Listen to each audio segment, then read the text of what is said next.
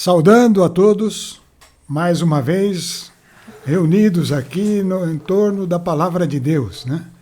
Com o nosso grupo de Conexão Bíblica.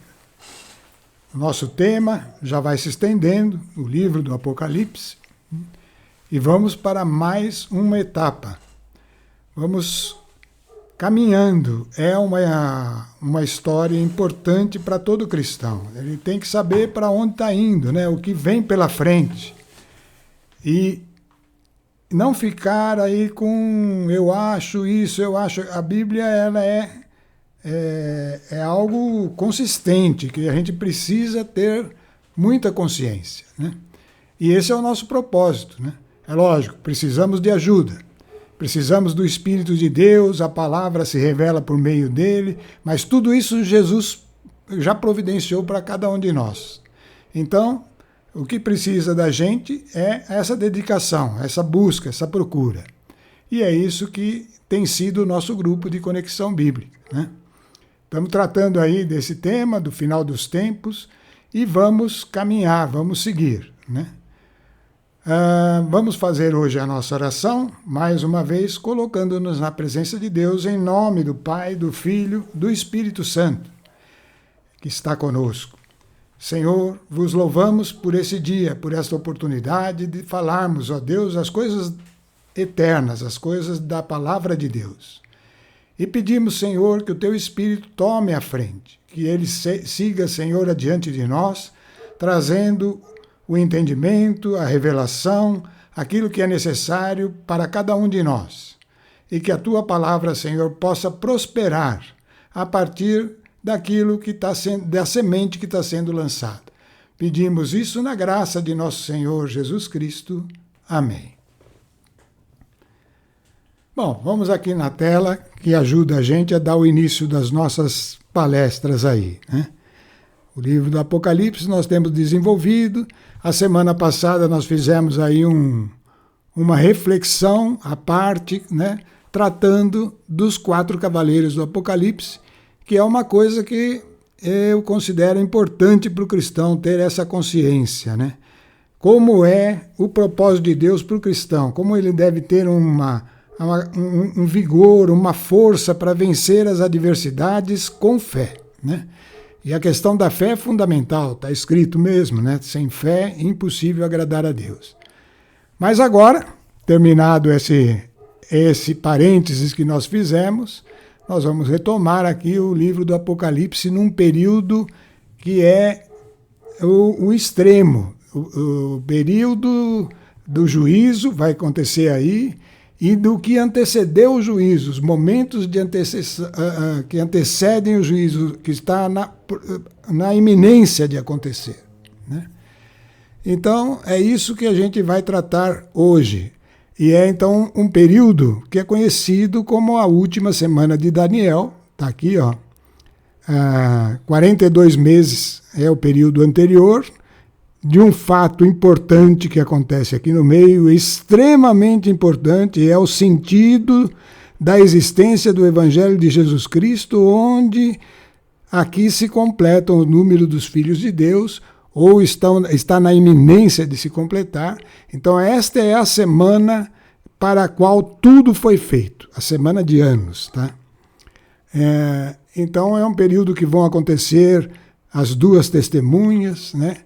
E depois, então, o arrebatamento da igreja, a perseguição da igreja arrebatada, e depois, então, o juízo final, e isso o juízo da criação mesmo, né? A partir daí, nós vamos estar olhando para um futuro que é o plano de Deus para nós, né? O plano de Deus que é a Jerusalém Celeste e tudo que vem depois. Mas aqui tem muita coisa para ser tratada, né? Então esse é o nosso assunto de hoje. Vamos começar aqui com uma introdução.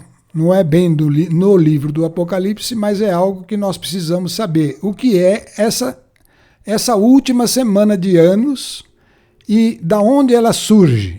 Ela surge de uma profecia que foi dada a Daniel, né? O profeta Daniel recebeu de Deus, onde Deus falava com ele sobre 70 semanas de anos que foi dada ao povo de Israel. Então nós vamos ler com atenção e vamos ver como a Bíblia tem uma coerência que lá de trás, livros lá estão apontando para aquele plano de Deus que vai se consumar, vai acontecer a vinda de Cristo, vai passar todo aquele período, isso já estava registrado. Então é uma coisa que fortalece a gente na confiança dessa palavra viva, né? Palavra que a gente precisa estar todo dia tomando, porque é alimento que nos torna semelhante a Cristo, né? Então vamos lá. 70 semanas de ano de Daniel. Daniel capítulo 9, é do livro de Daniel. Vamos lá. O versículo 20 começa assim: Eu falava ainda, pedindo, confessando o meu pecado e o do meu povo de Israel, e depositando aos pés do Senhor meu Deus minha súplica pelo Monte Santo. Por que Daniel estava fazendo isso? Porque Israel estava deportado, deportado para a Babilônia, né? E estava lá, o templo tinha sido destruído, né? E todos os rituais estavam paralisados, né? Israel estava numa espécie de uma apostasia, certo? Mas aqueles que eram fervorosos, como Daniel e outros que tinham também, estavam em oração, né? Suplicando pela retomada, né, da aliança que tinha sofrido um golpe intenso com a deportação do povo, né? Então ele estava suplicando por isso. E não havia terminado essa prece quando se aproximou de mim, é Daniel falando, em um relance, era a hora da oblação da noite. E quem que se aproximou? Gabriel, o anjo Gabriel. E o ser que ele havia visto antes em visão. E deu-me para meu conhecimento as seguintes explicações. Então ele estava preocupado com Israel, o anjo Gabriel vai dar a ele explicações sobre que ele devia conhecer. Então o anjo disse assim: Daniel, vim aqui agora para te informar. Apenas havias iniciado a tua oração e uma palavra foi pronunciada. Está vendo como a oração, Deus tem ciência da nossa oração, que sobe aos céus com um coração piedoso, realmente buscando a vontade de Deus, né? Então ele apenas havia iniciado a oração e uma palavra foi pronunciada. Eu venho desvendá-la a ti, porque és homem de predileção. Presta, pois, atenção, agora é para todos nós, hein? Presta atenção a este oráculo e compreende bem a sua revelação. Então vamos ver. Aí começa assim: 70 semanas foram fixadas ao teu povo, que povo é esse? Ao povo de Israel. Foi fixada 70 semanas. E à tua cidade para dar fim à prevaricação, selar os pecados, expiar a iniquidade e para instaurar a justiça eterna. Então, foram dadas 70 semanas de anos, parece um período bem curto, né? 70 anos, né? Não, 70 vezes 7, né? Mas mesmo assim é um período curto para expiar, né, toda a iniquidade, instaurar a justiça eterna, seria o tempo final, certo? Encerrar a visão e a profecia e ungir o Santo dos Santos, tá? Então foi dado esse tempo. Isso é uma afirmação que o anjo está fazendo para Daniel. Foi dado 70 semanas. Sabe, pois, e compreende isso, desde a declaração do decreto sobre a restauração de Jerusalém. Então, quando for dado um decreto, e esse decreto aconteceu, né, mas por enquanto ele está avisando Daniel. Desde a declaração do decreto sobre a restauração de Jerusalém, até um chefe ungido, até um chefe que vai permitir isso, haverá 7 semanas. Então significava que para Daniel, que haveria 7 semanas de anos, né? 7 semanas, desde da declaração do decreto da restauração, ou seja, ele estava recebendo uma profecia que a Jerusalém seria restaurada. Mas isso aconteceria depois desde a declaração do decreto sobre a restauração até um chefe ungido, haverá 7 semanas. Então, a partir do decreto, 7 semanas depois, vai ter um chefe ungido. E depois, durante 62 semanas, ressurgirá. Então é o período que Jerusalém vai estar ressurgindo. Será reconstruída com praças e muralhas. Bom, só para esclarecer um pouquinho, isso aconteceu, né? A restauração de Jerusalém, até o chefe ungido, que essas 7 semanas, é o período em que se manifestou o Ciro, né, um dos reis lá, que permitiu que Israel voltasse para a terra dele e restaurasse e reconstruísse o templo, né? Então, esse período de 7 semanas aconteceu, e depois, durante 72 semanas, ressurgirá. Será 62, desculpa, 62, hein? Semanas ressurgirá, será reconstruída com praças e muralhas. Então, aí, do período de 70 semanas, ele já tinha percorrido. A profecia já tinha avisado que haveria 7 semanas até surgir um chefe ungido, e depois, durante 62 semanas, estaria sendo reconstruída com praças e muralhas. Então, Israel, essa previsão já estava definida. E essas 62 semanas seria nos tempos de aflição. Por quê? Porque nesse período da reconstrução, Israel era assediado por todos os vizinhos, né? Os povos vizinhos, que queriam impedir que eles tinham sido removidos de lá e não queriam que eles retornassem. Então foi um tempo de aflição realmente, né? E aí ele afirma, depois dessas 62 semanas, um ungido será suprimido. Então, nesse período aí em que havia todo esse conflito, surgiu alguém, e aí nós vamos refletir e já vamos perceber quem que é, né? Um ungido será suprimido e ninguém será a favor dele. Então será um momento em que vai manifestar-se alguém muito ungido, que nós já sabemos, é o próprio Jesus, e ele vai ser suprimido e ninguém será a favor dele. Então, até aqui, do período das 70 semanas, nós já tínhamos gastado 62 mais 7, 69 semanas, né? Então, e ninguém será. A cidade e o santuário serão destruídos por um chefe que virá. Ia ser destruído novamente, aquilo que estava sendo erguido. E seu fim chegará de uma invasão, e até o fim, e seu fim chegará com uma invasão, e até o fim haverá guerra e devastação decretada. Então, até aqui, está dizendo o seguinte: tem ainda sobrando 7 semanas, uma semana de 7 anos, portanto, dada a Israel para cessar o pecado, selar o pecado, expiar a iniquidade e instaurar a justiça eterna. Essa semana não aconteceu, né?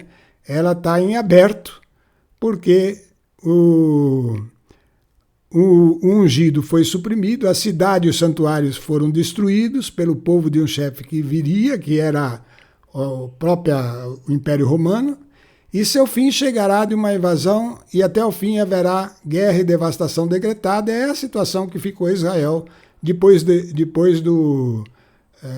que Jesus ressuscitou, e aí então Israel... E o templo, 70 anos depois, Roma destrói o templo e Israel ficou aí como está até hoje, né? Assim, meio em conflito, né? Sempre em conflito. Mas aí ele fala uma frase enigmática aqui no versículo 27. Concluirá com muitos uma sólida aliança. Não fala quem concluirá. Por uma semana. E no meio da semana fará cessar o sacrifício e a oblação. Ou seja, vai interromper um processo de um processo instalado que tem a ver com o relacionamento com Deus, né? Então, alguém concluirá com muitos uma sólida aliança por uma semana e no meio da semana vai suprimir o sacrifício e a oblação. E ele afirma, sobre as asas das abominações virá o devastador, até que a ruína decretada caia sobre o devastado. Então, essa última semana ainda não se cumpriu, né? Até hoje não se cumpriu. Mas está previsto que quando ela estiver contando, quando se contar essa última semana, até o meio da semana vai acontecer um fato importante que é cessar o sacrifício e a oblação. Se a gente falasse que o sacrifício é a Eucaristia, por exemplo, que é oferecida ou que é cultuada nos rituais cristãos, esse que vai surgir, esse devastador, né? Ele vai cessar o sacrifício e a oblação no meio da semana. E aí, então, é que vai acontecer a continuidade da história, né? Então, o anjo continuou falando sobre a última semana de anos. Naquele tempo surgirá Miguel, o grande chefe, o protetor dos filhos de meu povo, o protetor de Israel, o anjo Miguel, né? Será em uma época de total desolação.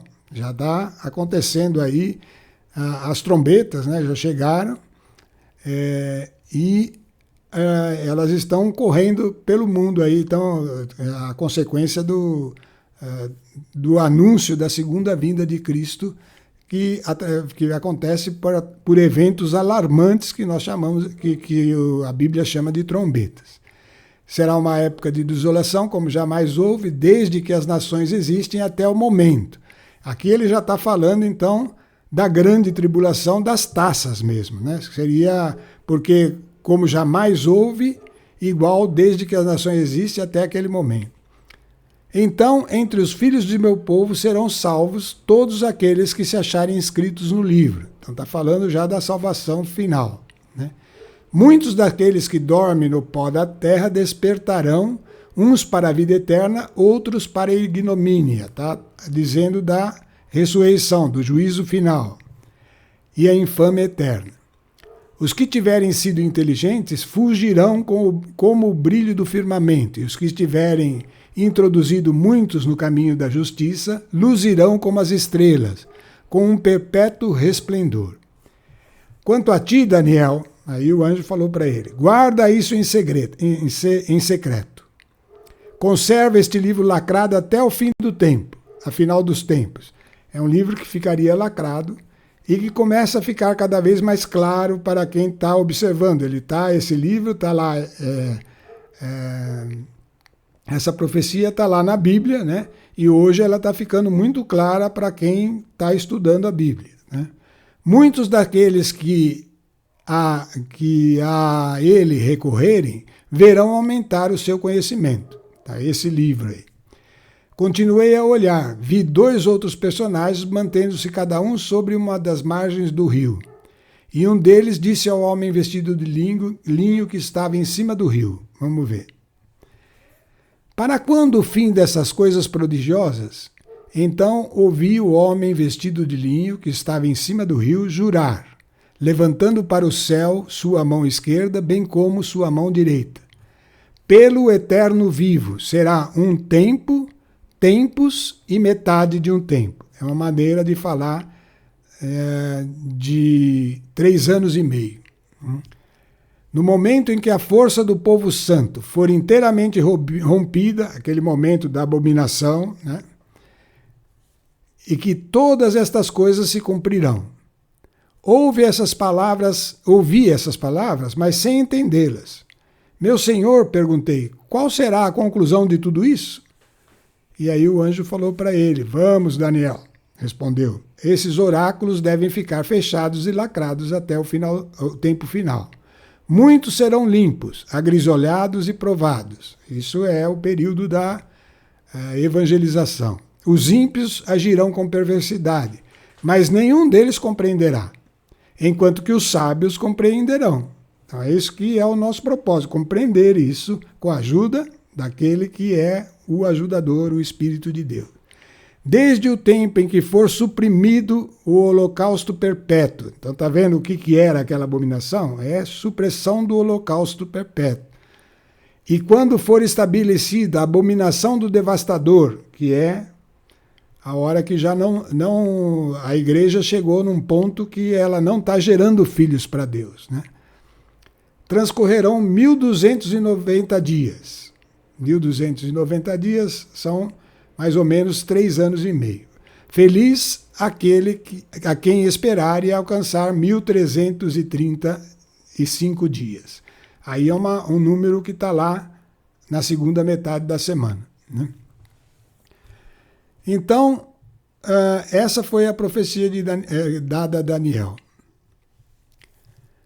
Vamos ver como isso é tratado agora sim, voltando ao livro do Apocalipse. Então, aí é João falando, ele viu, então, outro anjo vigoroso. O Apocalipse, vários textos registrados por João, ele recebeu de anjos que vinham até ele e traziam aquele ensinamento. Então, ele continua aqui falando ele já tinha recebido outros anjos, falando, vi então outro anjo vigoroso descer do céu, vestido com uma nuvem e com um arco-íris em torno da cabeça. Arco-íris lembra as promessas de Deus, né? Aquilo que se cumpre e que se cumpriu em Jesus Cristo. Seu rosto era como o sol e suas pernas como as colunas de fogo, como colunas de fogo. Segurava na mão um pequeno livro aberto. É outro enigma aqui, tá? Nós vamos entender o que é isso. Pôs o pé direito sobre o mar e o esquerdo sobre a terra, e começou a clamar em alta voz, como um leão que ruge. Quando clamou, 7 trovões ressoaram. Quando cessaram de falar, dispunha-me a escrever. João está falando, eu ia escrever, mas ouvi uma voz do céu que dizia, sela o que falaram os 7 trovões e não escrevas. Então o anjo que eu vira de pé sobre o mar e a terra, esse de pé sobre o mar e a terra, esse anjo vigoroso aí, né, com o arco-íris na cabeça, o rosto como o sol, pernas como coluna de fogo, é como se estivesse tomando posse, né?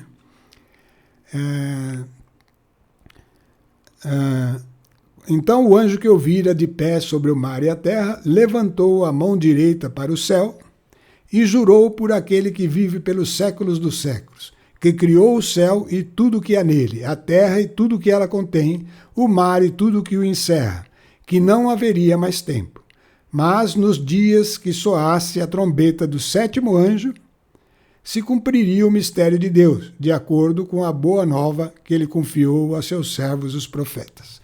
Então nós vimos que as trombetas aqui, nós já tínhamos tratado das 6 primeiras trombetas, elas eram coisas que atingiam a natureza, e as últimas trombetas atingiram em medida até o homem. A 6ª trombeta é o número do homem, é quando homens morrem em função do alerta que essa trombeta está trazendo. Mas ao toque da 7ª trombeta, então ele está dizendo, o 7º anjo tocaria a trombeta e se cumpriria o mistério de Deus de acordo com a boa nova. Então, na 7ª trombeta se cumpre o mistério de Deus. Porque dali para frente, então, vem o juízo, as taças, e também já vem um evento importantíssimo que nós vamos ver no meio da semana, da última semana de anos. Bom, capítulo 10. Vamos ver o que aconteceu. Então a voz que eu ouvi do céu falou-me de novo, disse, vai, toma o pequeno livro aberto da mão do anjo, que está em pé sobre o mar e a terra. Então ele estava lá com aquele livro aberto, pequeno livro aberto, é uma maneira interessante de indicar esse livro, né? Não era um livro grande, era um pequeno livro e estava aberto. Fui eu, pois ter com o anjo dizendo que me desse o pequeno livro. E ele me disse, toma-o e devora-o. Ele te será amargo nas entranhas, mas na boca doce como mel. Tomei então um pequeno livro da mão do anjo e comi. De fato, na minha boca tinha a doçura do mel, mas depois de ter comido, amargou-me nas entranhas. Então foi-me explicado: urge que ainda profetizes, de novo, a numerosas nações, povos e línguas, e reis. Então veja só, isso era uma ordem dada a João, mas João iria profetizar a numerosas nações, povos e línguas através do que ele escreveu, né? Aqueles que vão fazer essa profecia mesmo, eles estão previstos nas Escrituras, né? Jesus mesmo disse a respeito de que antes da sua vinda ainda viria Elias, né, para uma última alerta para o povo, né? Então, urge que ainda profetizes a numerosas nações, povos e línguas, né? Então, isso vai acontecer. É aquilo que se a gente voltar lá na tela, vamos voltar rapidinho lá, na tela nossa lá, que mostra... Opa, eu fui adiante. Não, para cima? Deixa eu achar aqui que eu achei. Vamos ver aqui. Até a sexta trombeta, então vai acontecer aqui esse período, tá vendo? Ó, 1260 dias, 1260 dias, 3 anos e meio, 42 meses, 3 anos e meio, 42 e meio. Vão acontecer aqui um período que o Apocalipse destaca 2 testemunhas, né? Essas 2 testemunhas vão estar profetizando. Então é isso que o anjo falou para João, que teria que haver um processo aqui, que é a última oportunidade na 7ª trombeta de conversão. Porque depois aqui no meio da semana vai cessar a oblação, vai acontecer aquilo, e o mundo vai estar se envolvendo com a questão do anticristo, certo? Essa é a última semana da profecia de Daniel, e no meio da semana vai se estabelecer a abominação da desolação, e aqui também vai acontecer o arrebatamento da igreja. Então é isso aí, só para a gente saber nos localizar onde a gente se encontra no contexto geral, tá? Vamos voltar lá.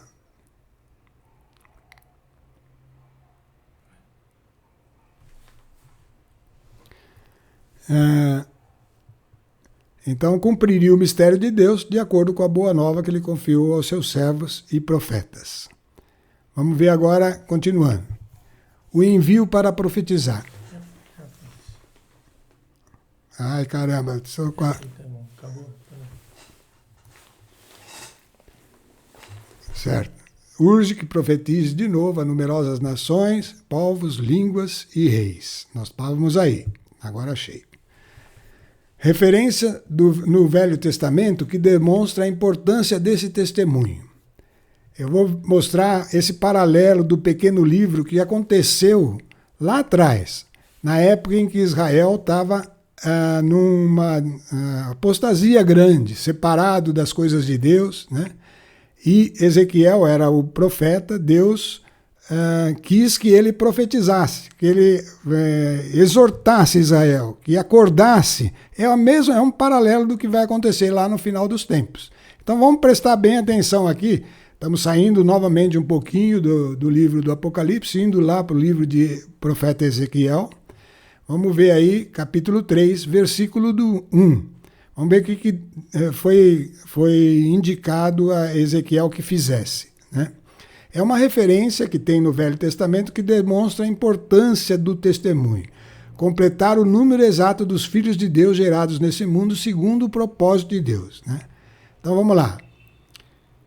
Filho do homem, falou-me. Então era Ezequiel falando que ele recebeu essa orientação. Come o rolo que aqui está e em seguida vai falar à casa de Israel. Isso aconteceu lá atrás, tá? Na história de Israel. Israel estava ali em confusão, saindo dos critérios da aliança. Então veio essa ordem para Ezequiel exortar o povo de Israel. Vai falar à casa de Israel. Abri a boca e ele me fez engolir. E ele me fez engolir. Filho do homem, falou, nutre o seu corpo, enche o teu estômago com o rolo que te dou. Então eu comi, e era doce na boca como mel. E em seguida acrescentou, Filho do homem, vai até a casa de Israel para transmitir as minhas palavras. Vamos ver. Continuou. Filho do homem, estabeleço-te como sentinela da casa de Israel. Logo que escutares um oráculo saindo de minha boca, tu lhe transmitirás da minha parte. E olha que interessante como é. Quando o profeta recebia uma ordem de Deus, olha o que estava envolvido. Presta atenção agora na sequência. Se digo ao malévolo, então ele está mandando falar, se eu vou mandar você falar com uma pessoa má, que ele vai morrer, e tu não o prevines, e não lhe falas para pô-lo de sobreaviso, em razão de seu péssimo proceder, de modo que ele possa viver, ou seja, se você não fizer isso, ele há de perecer por causa do seu delito. Ele vai perecer não é por causa de você, é por causa dele mesmo. Mas é a ti que pedirei conta do seu sangue. Olha, os profetas tinham o privilégio, né, de ter essa palavra de Deus com ele, mas tinha uma responsabilidade enorme, né? Porque é a ti que pedirei conta, se ele não falasse, né? Contudo, se depois de advertido por ti, não se corrigir da malícia e da perversidade, ele perecerá, por causa do pecado dele mesmo, né? Enquanto tu hás de salvar a tua vida. Então, você está vendo a importância das testemunhas, né? E aí ele continua. Quando um justo abandonar a sua justiça, ali ele estava falando de uma pessoa má, agora ele está falando do justo. Quando o justo abandonar a sua justiça, então a pessoa vem vivendo tudo certinho com as coisas de Deus, de repente ele começa a desviar, né? E começa a praticar o que não agrada a Deus, a praticar o mal. E eu permitir diante dele algum tropeço, ele perecerá. Se não o advertires. Ele morrerá por causa do seu delito. Ele errou, né? Sem que sejam tomadas em conta as boas obras que anteriormente praticou. E é a ti, que pedirei conta do seu sangue. Tá faltando um pedaço aqui, né?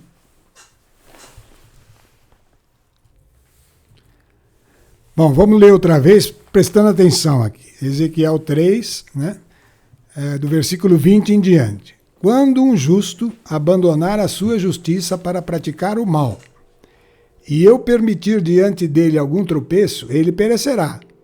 Se não o advertires, ele morrerá por causa do seu delito, né? Sem que sejam tomadas em conta as boas obras que anteriormente praticou. E é a ti que pedirei conta do seu sangue. Então, a importância de advertir. Se não advertir, é você que vai ser punido. Ao contrário, se advertires ao justo que se abstenha do pecado e ele não pecar, então ele viverá, graças à tua advertência. E tu assim terás salvo a tua vida. Então, vamos continuar aqui, o Apocalipse 11, né? Então, foi-me dada uma vara semelhante à vara do agrimensor, e disseram-me, levanta-te, mede o templo de Deus e o altar com seus adoradores. O átrio fora do templo, porém, deixa-o de lado, não o meças, foi dado aos gentios, que hão de calcar a cidade santa por 42 meses. Então, 42 meses, eles vão estar lá misturado os gentios misturado com os judeus, e eles não num tempo de grande apostasia, de grande afastamento de Deus. Mas incumbirei as minhas 2 testemunhas vestidas de saco de profetizarem por 1260 dias, que é 3 anos e meio, né? Mesma coisa que 42 meses. Então elas estarão profetizando. São elas as duas oliveiras e os dois candelabros que se mantêm diante do Senhor da terra. Se alguém lhes quiser causar dano, sairá fogo de suas bocas e devorará os inimigos. Com efeito, se alguém os quiser ferir, cumpre que assim seja morto. Então você vê a importância dessas duas testemunhas, né? Elas vão fazer aquele processo, vão alertar, porque está na iminência, né, o juízo final. Essa passagem das duas testemunhas está em Malaquias, capítulo 3, de 13 a 24, que fala de João Batista, e depois em Mateus 11, 7 a 15, fala de Elias, né? O João Batista veio antes da vinda de Cristo, alertando para o momento, né? E Jesus falou que ele era como Elias, né? Então a gente faz assim aí é uma proposta que a gente faz, né? A partir daí, que essas duas testemunhas devem ser então esse retorno de João Batista, ou pelo menos daquele que vai agir como João Batista agia, e também como Elias agia em Israel. Os dois foram em época de iminência de juízo e que precisava abrir os olhos daqueles que ainda tinham a oportunidade de se salvar. Israel estava extremamente afastado de Deus quando Jesus veio, e a maioria perseguiu a Jesus, mas alguns ouviram a pregação de João Batista. Agora vai acontecer o mesmo com as duas testemunhas, né? Continuando. Estes homens, essas duas testemunhas, têm o poder de fechar o céu para que não caia chuva. Então é um processo semelhante ao do Elias, né? Durante os dias de sua profecia. Têm poder sobre as águas para transformá-las em sangue e de ferir a terra sempre que quiserem, com toda sorte de flagelos. Mas, depois de terminado integralmente o seu testemunho, aí a fera que sobe do abismo lhes fará guerra, os vencerá e os matará.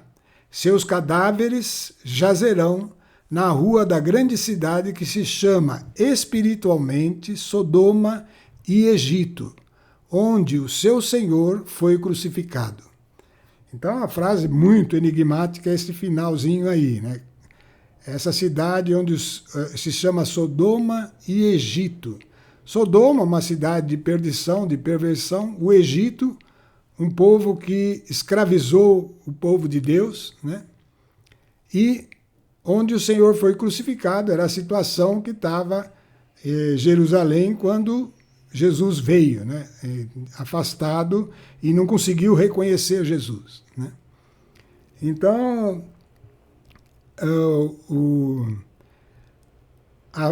que vai acontecer? No mundo, eles vão estar anunciando, as duas testemunhas vão estar anunciando essa proximidade do fim, alertando com sinais, com poder, com autoridade, né? Mas o mundo vai odiá-lo, né? Muito dentre os povos, tribos e línguas e nações virão para vê-los por 3 dias e meio, porque eles estarão ali, vão deixar o corpo. Não permitirão que sejam sepultados. E os habitantes da terra se alegrarão por causa dele, e se felicitarão mutuamente e mandarão presentes uns aos outros, porque esses dois profetas tinham sido o seu tormento. Está vendo que a profecia ofendia o que estava em curso. Eles vieram mostrar o erro. E quando mostra o erro, tem essa reação contrária, né? Então é uma coisa que vai acontecer lá, próximo ao meio daquela semana. E no meio da semana, então, eles vão ser mortos e ficarão expostos lá até um determinado momento, que nós vamos ver na sequência. Mas depois de 3 dias e meio, de eles terem sido mortos, né, e ficarem lá expostos, um sopro de vida vindo de Deus os penetrou. Puseram-se de pé e grande terror caiu sobre aqueles que os viram. Ouviram uma forte voz do céu que dizia: subi aqui. Subiram então para o céu em uma nuvem, enquanto seus inimigos olhavam. Naquela mesma hora produziu-se um grande terremoto, caiu uma 10ª parte da cidade, essa cidade aí, que provavelmente é a Jerusalém mesmo, né? E pereceram no terremoto 7.000 pessoas. As demais, aterrorizadas, deram glória ao Deus do céu. Terminou assim a segunda desgraça, e eis que depressa sobrevém a terceira. São aqueles 3 últimos ais, né, das 3 últimas trombetas, tá? A terceira é a última trombeta. E aí vai acontecer aqui, né? O Apocalipse 11 começa assim: o 7º anjo tocou a trombeta. Então é a última trombeta. Ressoaram então no céu altas vozes que diziam: o império de nosso Senhor, de seu Cristo, estabeleceu-se sobre o mundo, e ele reinará pelos séculos dos séculos. Então é um momento importantíssimo. Aqui na 7ª trombeta se conclui todo o processo de evangelização. Por isso as 2 testemunhas vieram antes, anunciaram, exortaram, teve muita reação contrária. Isso é coisa que vai acontecer na metade daquela última semana. Os 24 anciãos que se assentaram nos seus tronos que se assentam nos seus tronos diante de Deus, prostaram-se com o rosto em terra e adoraram a Deus, dizendo: isso era aqueles 24 anciãos da corte celeste que nós vimos no início do livro, né?